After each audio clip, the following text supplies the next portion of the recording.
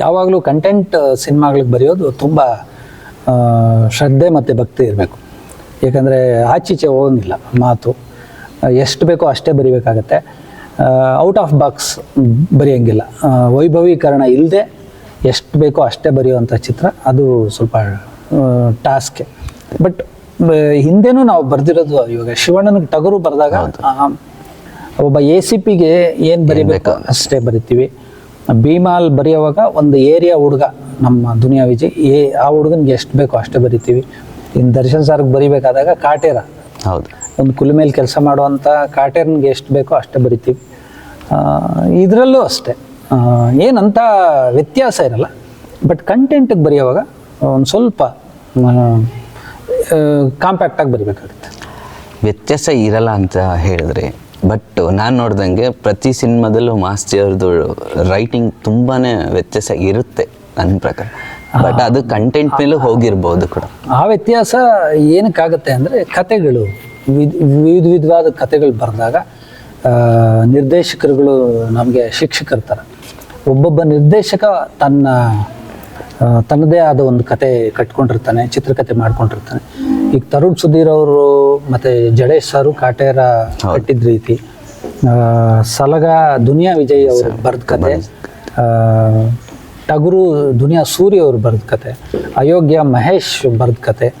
So ವಿಧವಾದ ನಿರ್ದೇಶಕರುಗಳು ತಮ್ಮದೇ ಆದ ಕತೆಗಳಿದ್ದಾಗ ನಿಮಗೆ ಆ ವ್ಯತ್ಯಾಸ ಢಾಳಾಗಿ ಕಾಣುತ್ತೆ. ಒಬ್ಬ ರೈಟರ್ಗೆ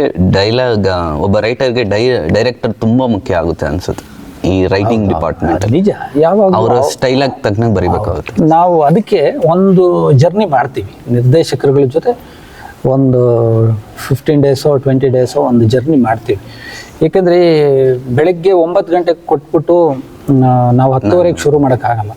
ಅವ್ರ ಜೊತೆ ಪ್ರಯಾಣಿಸಿದಾಗ ಅವ್ರಿಗೇನು ಬೇಕು, ನಾವು ಅವ್ರಿಗೇನು ಬರೀಬಹುದು, ಇದು ಚೆನ್ನಾಗಿ.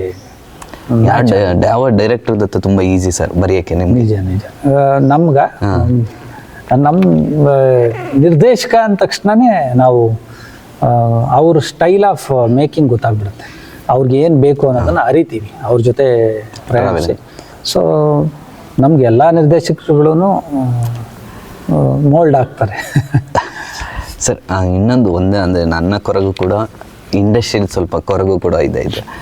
ಯಾವಾಗ ಮಾಸ್ತಿ ಅವರು ಡೈರೆಕ್ಟರ್ ಆಯ್ತಾರೆ ಅಂತ ಅದು ಕೊರಗು ಅಂತ ಈಗ ನನ್ನ ತುಂಬ ವರ್ಷದಿಂದ ನಾನು ಕೇಳ್ಪಡ್ತಾ ಇದ್ದೀನಿ. ಅಂದರೆ ನೀವು ವಿಜಯ್ ಸರ್ ತಗೊಳ್ಳಿ, ಯಾರನ್ನೇ ತಗೊಳ್ಳಿ, ಅವ್ರು ಡೈರೆಕ್ಟರ್ ಆಗಬೇಕು ಅಂತ ಇರ್ತಾರೆ. ಪರ್ಸ್ನಲಿ ಕೂಡ ನನಗೂ ಹಾಗೆ ಅನಿಸುತ್ತೆ. ಬಟ್ ಏನಂದರೆ ಅವ್ರವ್ರ ಡಿಪಾರ್ಟ್ಮೆಂಟ್ ಅಂದರೆ ಒಂದು ನಮ್ಮ ವಿಭಾಗ ಇರುತ್ತಲ್ಲ, ಬರವಣಿಗೆ ವಿಭಾಗ ನಾನು ತುಂಬ ಎಂಜಾಯ್ ಮಾಡೋದು. ಮತ್ತು ಯಾವಾಗಲೂ ಅದೊಂದು ಮಣ್ಣು, ಒಂದು ಚಿತ್ರರಂಗ ಒಂದು ಸಸಿ ಆದರೆ ಅದಕ್ಕೊಂದು ಮಣ್ಣು ಬರಹಗಾರ. ಅದು ಎಷ್ಟು ಫಲವತ್ತಾಗಿ ನಾವು ಪಾತಿ ಮಾಡ್ತೀವೋ ಅಷ್ಟು ಚೆನ್ನಾಗಾಗುತ್ತೆ. ಹಿಂದ್ಲಿಂದ ಕೂಡ ನಮ್ಮ ಉಪೇಂದ್ರ ಸರ್ ಕೂಡ ಬರ್ಕೊಂಡೇ ಬಂದವರು. ತೀರಾ ಸಂತೋಷ್ ಆನಂದರಾಮು, ಸೂರ್ಯ ಅವರು, ಯೋಗರಾಜ್ ಭಟ್ರು ಎಲ್ಲರೂ ಬರವಣಿಗೆ ಮೂಲಕನೇ ಚಿತ್ರರಂಗದಲ್ಲಿ ಇದು ಮಾಡಿದ್ರು. ನಾವು ಆ ನಿಟ್ಟಿನಲ್ಲಿ ಕೆಲಸ ಮಾಡ್ತಾಯಿದ್ವಿ. ಸೊ ಬರವಣಿಗೆ ನನಗೆ ಇನ್ನೊಂದಷ್ಟು ಬರೀ ಅನ್ನೋ ಒಂದು ಇದು ಕೊಡ್ತಾ ಇದೆ, ಆಸೆ.